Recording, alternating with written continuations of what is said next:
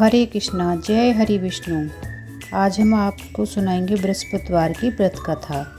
बहुत समय पहले की बात है। भारतवर्ष में एक राजा राज्य करता था। वह अति प्रतापी एवं दानी था। वह प्रतिदिन मंदिर में दर्शन करने जाता था और गुरु ब्राह्मणों की सेवा किया करता था। उसके दरवाजे से कोई भी याचक निराश नहीं लौटता था। वह प्रत्येक गुरुवार को व्रत रखता और पूजन करता था। हर दिन गरीबों की मदद करता था, परंतु यह सब बातें उसकी रानी को पसंद नहीं थीं। वह न व्रत करती और न किसी को एक पैसा तक दान में देती थी। वह राजा से भी ऐसा करने को मना करती थी। एक समय की बात है, जब राजा शिकार खेलने वन को चले गए। महल में सिर्फ रानी और दासी थी। उस समय गुरु बृहस्पतिदेव साधु का रूप धारण कर राजा के दरवाजे पर भिक्षा मांगने आए। साधु ने रानी से भिक्षा मांगी तो वह कहने लगी, हे साधु महाराज, मैं इस दान पुण्य से तंग आ गई हूँ। इस काम के लिए तो मेरे पत्ते भी बहुत हैं। अब आप ऐसी कृपा करें कि सारा धन नष्ट हो जाए तथा मैं आराम से रह सकूं। साधु का भेष रखे बृहस्पति देव ने कहा, हे देवी, तुम अति विचित्र हो। संतान और धन से तो कोई दुखी नहीं होता है, सभी इसे चाहते हैं। पापी भी पुत्र और धन की इच्छा करता है।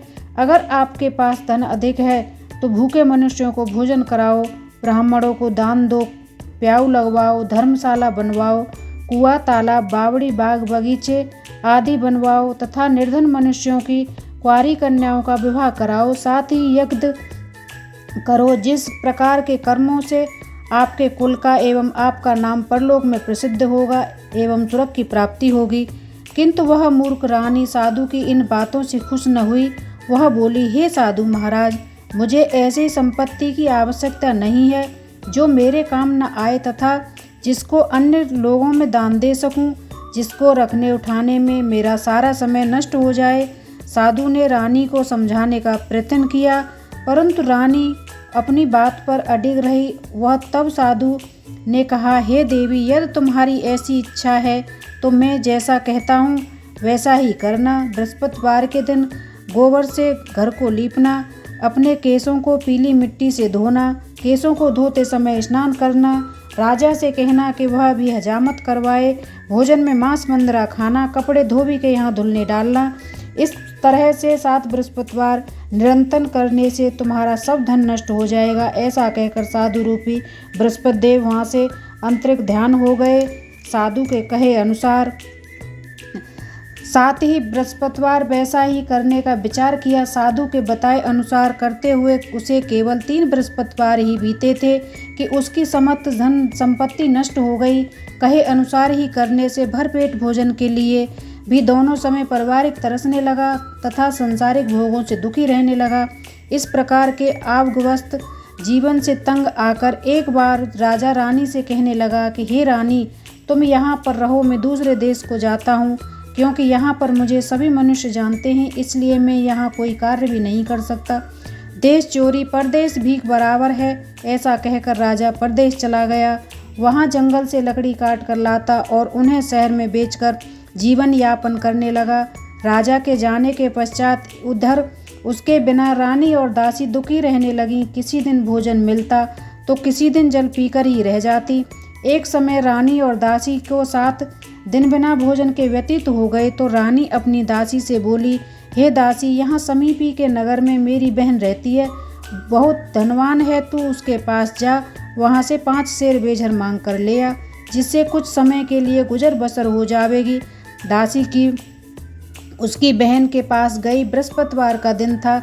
रानी की बहन उस समय ध्यान मग्न होकर पूजा कर रही थी। दासी ने रानी की बहन से कहा, हे रानी, मुझे आपके पास आपकी बहन ने भेजा है, मुझे 5 सेर बेझर दे दो। दासी ने अपनी बात अनेक बार कही, परंतु रानी की बहन ने कोई उत्तर नहीं दिया, क्योंकि वह उस समय बृहस्पतिवार का कथा सुन रही थी। रानी की बहन से जब दासी को कोई अपेक्षित उत्तर नहीं मिला तो वह अति दुखी हुई। उसे क्रोध भी बहुत आया। लौटकर वह रानी से बोली, हे रानी, आपकी बहन बहुत धनी स्त्री है, वह अति घमंडी भी है, वह छोटे लोगों से बात भी नहीं करती। 5 सेर बेझर लेने के लिए मैंने उससे बहुत बार कहा, परंतु उसने कोई उत्तर नहीं दिया। इस प्रकार मुझे निराश एवं खाली हाथ लौटना पड़ा। रानी बोली, हे दासी, इसमें मेरी बहन का कोई दोष नहीं है। जब बुरे दिन आते हैं तब कोई सहारा नहीं देता, अपने पराये हो जाते हैं। अच्छे बुरे का ज्ञान विपत्ति में ही होता है। जो ईश्वर की इच्छा होगी वही होगा। यह सब हमारे भाग्य का दोष है। उधर पूजा समाप्त करके पश्चात रानी की बहन ने सोचा कि मेरी बहन की दासी आई थी, परंतु मैंने उसे कोई उत्तर नहीं दिया। इससे वह बहुत दुखी हुई होगी। कथा सुनकर तथा विष्णु भगवान का प्रसाद ग्रहण कर वह अपनी बहन के घर आई तथा बोली, हे बहन, मैं बृहस्पतिवार का व्रत कर रही थी।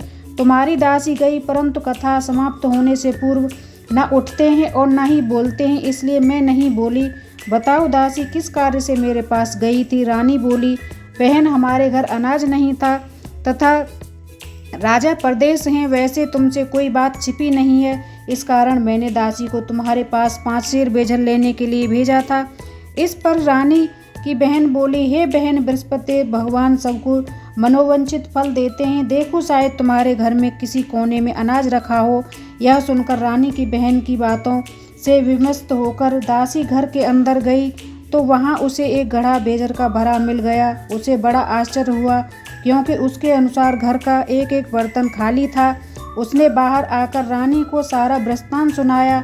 दासी अपनी रानी से कहने लगी कि हे रानी, देखो, वैसे हमको अन्न नहीं मिलता है तो हम रोज ही व्रत समान है। अगर इनसे व्रत की विध और कथा पूछ ली जावे तो हम भी किया करेंगे। बृहस्पतिवार का व्रत हम भी किया करेंगे। और फिर दासी के कहने पर रानी ने अपनी बहन से बृहस्पतिवार व्रत पूजन विधि एवं नियमों के बारे में विस्तार से पूछा। उन्होंने बताया, जो बृहस्पतिवार के व्रत में चने की दाल, मुनक्का से विष्णु भगवान का केले की जड़ में पूजन करता है, दीपक जलाता है, भोजन करता है, पीले वस्त्र धारण करता है अथवा प्रेम पूर्वक बृहस्पति भगवान का कथा सुनता है, इस प्रकार करने से गुरु भगवान भक्त उससे प्रसन्न होते हैं, धन अन्न पुत्र देते हैं, मनोवांछित मनोकामना पूर्ण करते हैं। व्रत एवं पूजन की विधि बताकर रानी की बहन अपने घर लौट आई। तत्पश्चात रानी और दासी दोनों ने निश्चय किया कि बृहस्पति भगवान का व्रत एवं पूजन जरूर करेंगे। 7 दिन पश्चात जब बृहस्पतिवार आया तो दोनों ने व्रत रखा। दासी घुड़शाला में जाकर चना और गुड़ बीन लाई और उसकी दाल बनाकर केले की जड़ में विष्णु भगवान का पूजन किया। अब भोजन पीला कहाँ से आए, यह सोचकर दोनों बड़ी दुखी हुई, परंतु उन्होंने व्रत किया था, इसलिए बृहस्पति देव भगवान उनसे प्रसन्न थे। एक साधारण व्यक्ति के रूप में 2 थालों में सुंदर पीला भोजन लेकर आए और दासी को देकर बोले, हे दासी, यह भोजन तुम्हारे और रानी के लिए है, तुम दोनों ही इसे ग्रहण करना। दासी भोजन पाकर अति प्रसन्न हुई। रानी से बोली, हे रानी, भोजन कर लो। रानी को भोजन के विषय में कुछ पता नहीं था, इसलिए वह बोली, तू ही भोजन कर, तू क्यों हमारी व्यर्थ में हंसी उड़ाती है। दासी बोली, हे रानी, एक व्यक्ति भोजन दे गया है। रानी बोली, वह भोजन तेरे लिए ही दे गया है, तू ही भोजन कर। दासी ने कहा, हे रानी, वह व्यक्ति हम दोनों के लिए 2 थालों में भोजन देकर गया है, अतः मैं और आप दोनों साथ साथ भोजन करेंगे। दोनों ने गुरु भगवान को धन्यवाद एवं नमस्कार कर भोजन प्रारंभ किया। उसके बाद दोनों प्रत्येक बृहस्पतिवार को गुरु भगवान का व्रत और पूजन करने लगी। बृहस्पति भगवान की कृपा से उन दोनों को भोजन एवं धन की कमी दूर हो गई, परंतु रानी फिर पुनः पहली प्रकार से आलस्य करने लगी। तब दासी ने कहा, हे रानी, आप पहले भी इसी प्रकार आलस्य करती थीं, आपको धन संभालने एवं दान देने में कष्ट होता था, इसी कारण सभी धन नष्ट हो गया और हमारी ऐसी दुर्दशा हो गई। अब गुरु भगवान की कृपा से धन मिला है तो आपको फिर आलस्य हो रहा है। बड़े कष्टों के बाद आपने यह धन पाया है, इसलिए आपको दान पुण्य करना चाहिए। भूखे मनुष्यों को भोजन कराओ, ब्राह्मणों को दान दो, प्याऊ लगवाओ, कुआं तालाब आदि का निर्माण कराओ, कुंवारी कन्याओं का विवाह कराओ, मंदिर पाठशाला बनवाकर दान दो, धन को शुभ कार्य में खर्च करो, जिससे आपके कुल का सम्मान बढ़े तथा आपको स्वर्ग की प्राप्ति हो एवं आपके पितृ प्रसन्न हो।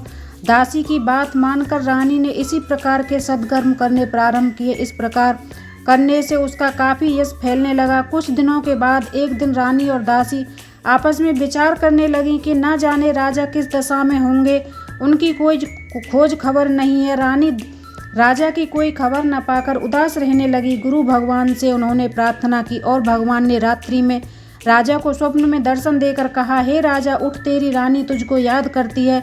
अब अपने देश को लौट जा। राजा प्रातःकाल उठा। वह सोचने लगा कि मैं किस प्रकार रानी के पास खाली हाथ जाऊंगा। मेरे पास तो कुछ भी नहीं है। स्त्री जाति खाने पहनने की साथी होती है। पर प्रभु की आज्ञा मानकर वह अपने नगर चलने को तैयार हुआ। परदेश में राजा बहुत दुखी रहने लगा था। प्रतिदिन जंगल से लकड़ी बीन कर लाता और उसे शहर में बेचकर अपने दुखी जीवन को बड़ी कठिनाई से व्यतीत करता था। एक दिन राजा दुखी होकर अपनी पुरानी बातों को याद करके रोने लगा। उस जंगल में बृहस्पति देव एक साधु का रूप धारण करके आए और राजा से बोले, हे लकड़हारे, तुम इस सुनसान जंगल में किस चिंता में बैठे हो, मुझे बताओ। यह सुनकर राजा की आंखों में आंसू भर आए और वह साधु को प्रणाम करके बोला, हे प्रभु, आप सब कुछ जाने वाले हैं। इतना कहकर राजा को साधु को अपनी समस्त कथा सुना दी।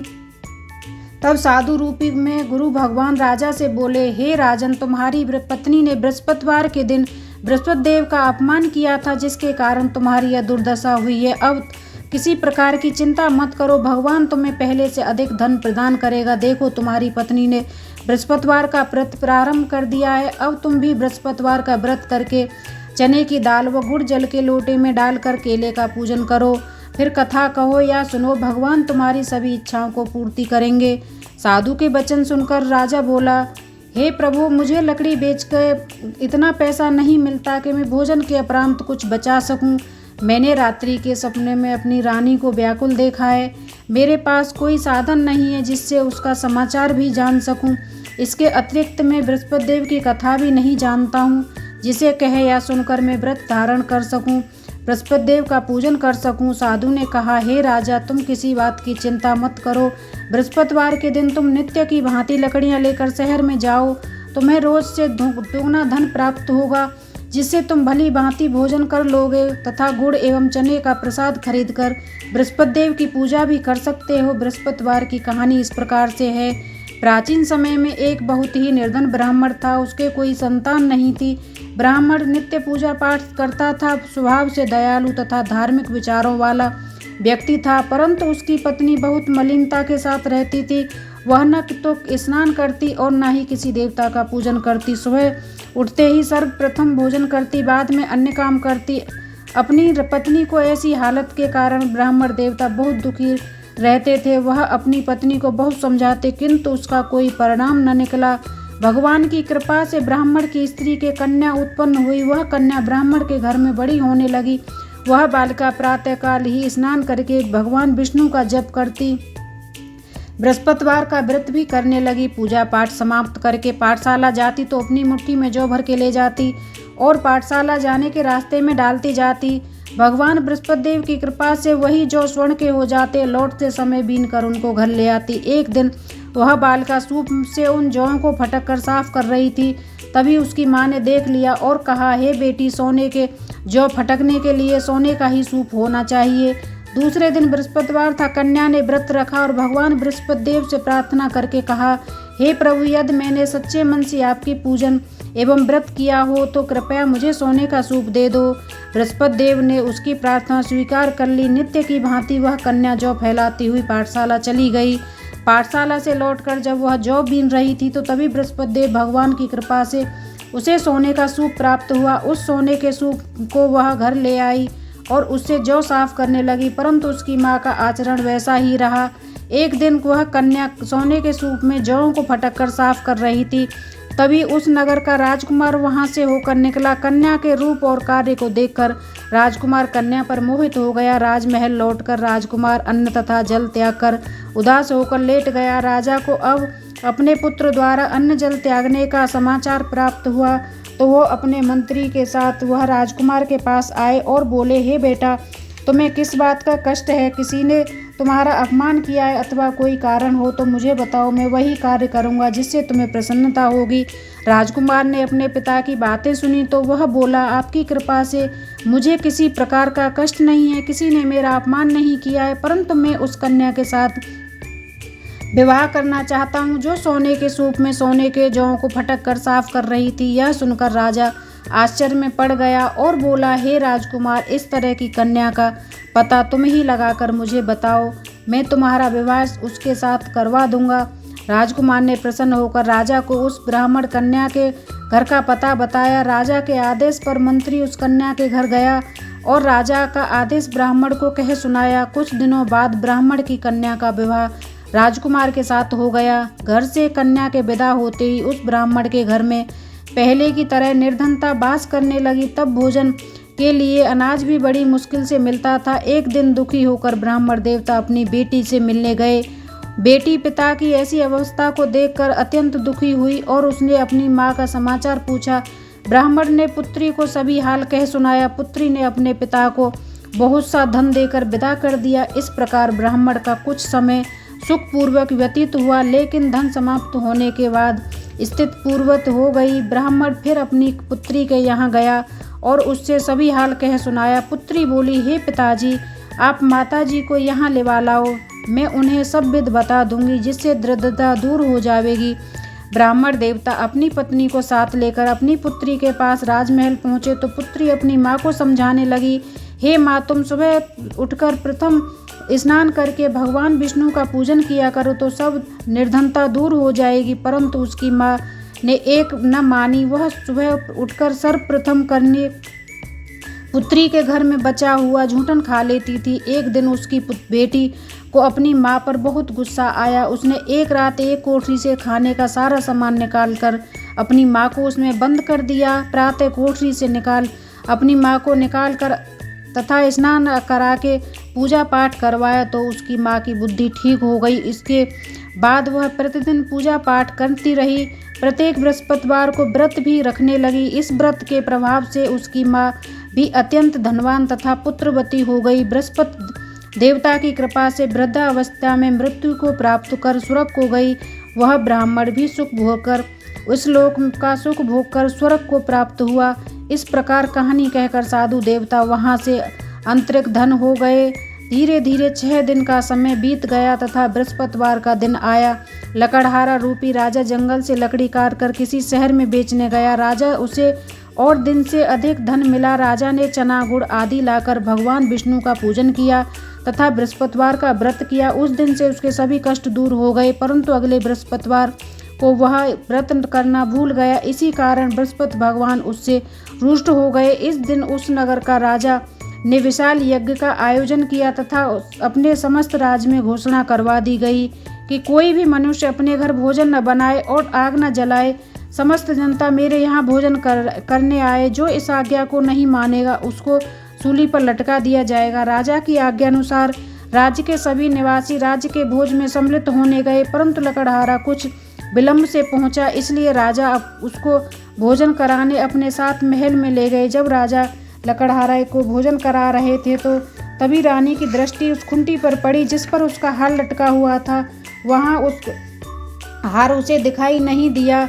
रानी ने निश्चय किया कि मेरा हार इसी मनुष्य ने चुरा लिया है। उसी समय रानी की जिद पर राजा ने सैनिक बुलवाकर लकड़हारे को जेल खाने में डलवा दिया।